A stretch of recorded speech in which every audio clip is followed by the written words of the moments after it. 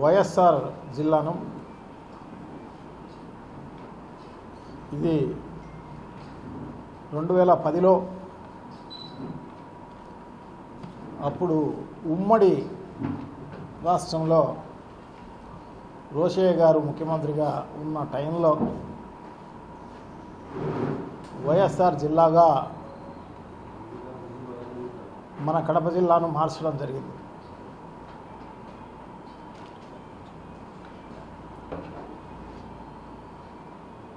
So అప్పుడు కాంగ్రెస్ గవర్నమెంటే ఉన్నది అనుకుంటాం, కాంగ్రెస్ గవర్నమెంటే ఉన్నది. సో ఇప్పుడు అప్పుడెప్పుడో మార్చిన వైఎస్ఆర్ జిల్లా పేరును ఇప్పుడు పేరు మార్చాలా అని చెప్పేసి మన జిల్లా కూడా కాదు, పక్క జిల్లాలో ప్రాతినిధ్యం వహిస్తున్న శాసనసభ్యుడు మంత్రి గారు శ్రీ సత్యకుమార్ గారు ముఖ్యమంత్రి గారికి ఒక రిప్రజెంటేషను ఇవ్వడం జరిగింది మొన్న ఎప్పుడో. మరి ఆయన ఈ రాష్ట్రంలో చాలా తక్కువ ఉన్నాడు అనుకుంటా, ఢిల్లీలోనే ఎక్కువ కాలం గడిపిన పరిస్థితి ఉన్నందువల్ల ఆయనకు తెలియదేమో.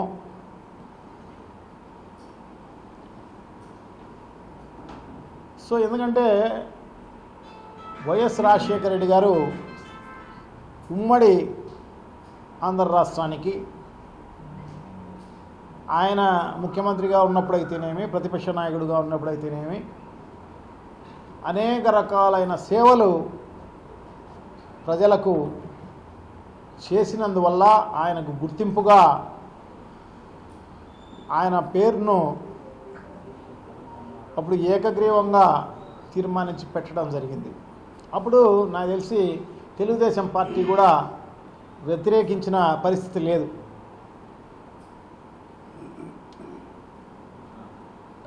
సో ఎందుకంటే వైఎస్ రాజశేఖర రెడ్డి గారు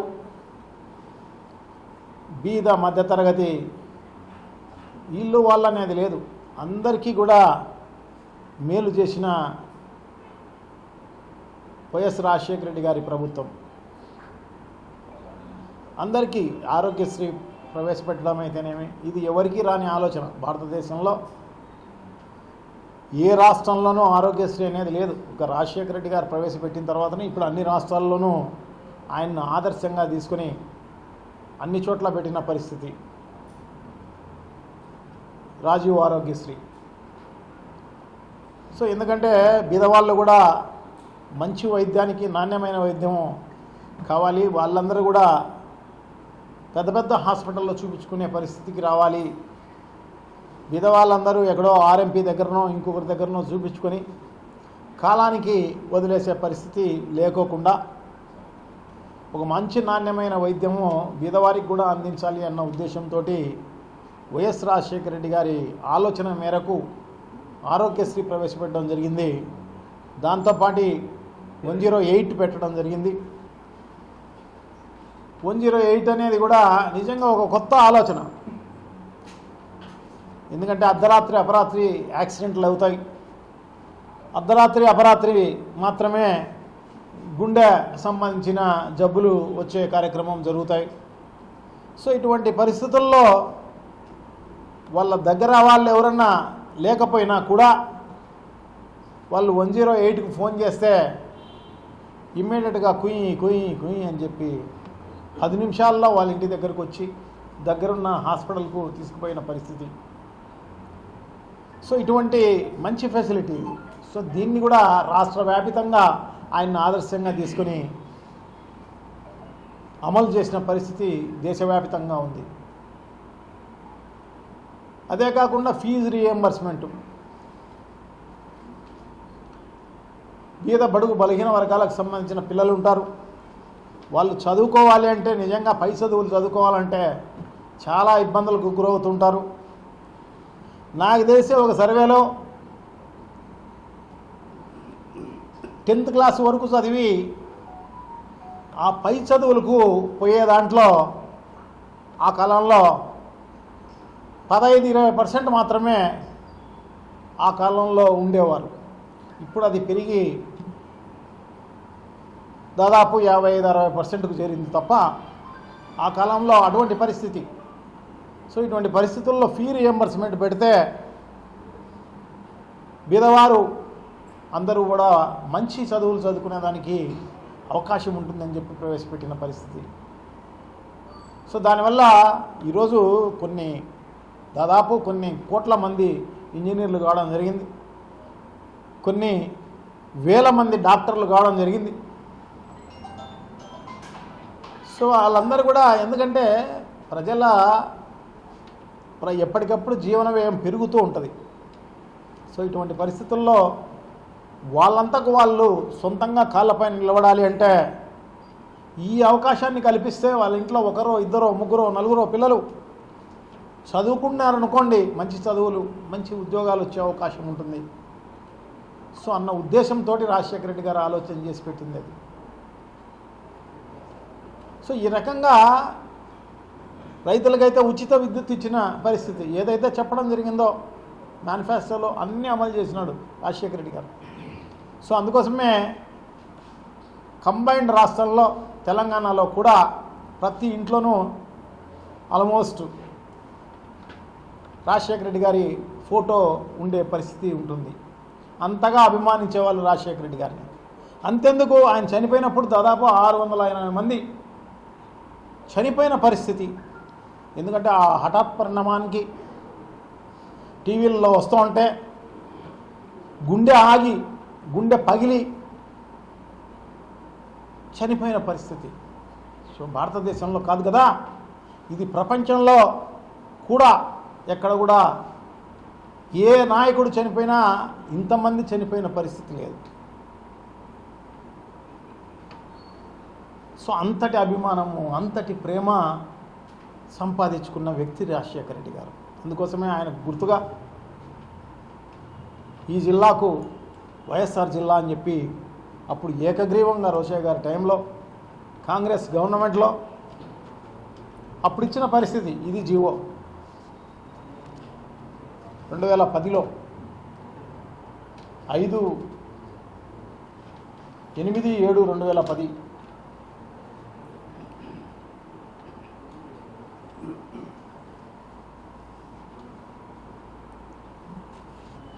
అప్పుడు ఇచ్చిన జీవో ఇది. సో అటువంటి దాన్ని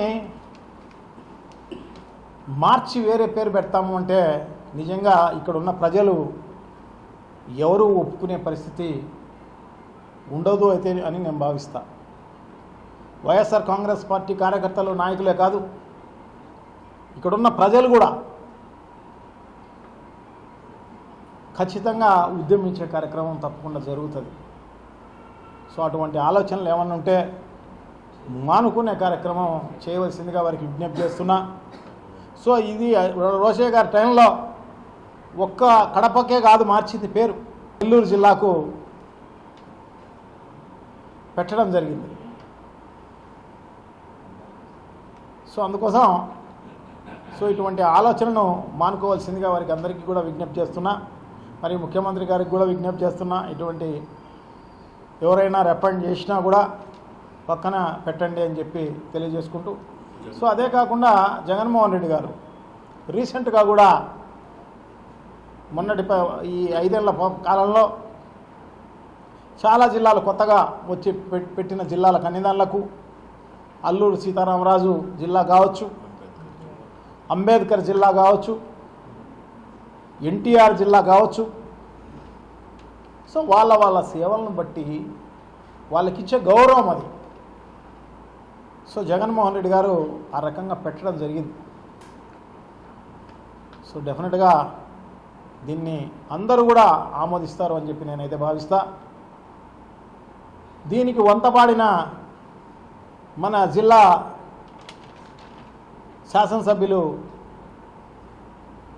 జమ్మలమడుగు ఆదినారాయణ రెడ్డి గారు దీనికి నిన్న ఎక్కడో చూసే సోషల్ మీడియాలోనో దీనికి వంతపాడడం జరిగింది, పేరు మారుస్తామని చెప్పేసి. ఎందుకంటే రాజశేఖర రెడ్డి గారు దేవుడి శంకర్రెడ్డి అంటే వీళ్ళ పెద్దనాయన అనుకుంటా. సో ఆ రకంగా శంకర్రెడ్డి గారి నుంచి మొదలుకొని గౌరవం ఇస్తూ సో వాళ్ళ ఫ్యామిలీని అంతటిని కూడా, ఎందుకంటే శంకర్రెడ్డి గారి మరణంతో గోపాలరెడ్డి గారు శంకర్రెడ్డి గారు అప్పుడు ఈ హత్యా రాజకీయాల్లో వాళ్ళని చంపడం జరిగింది.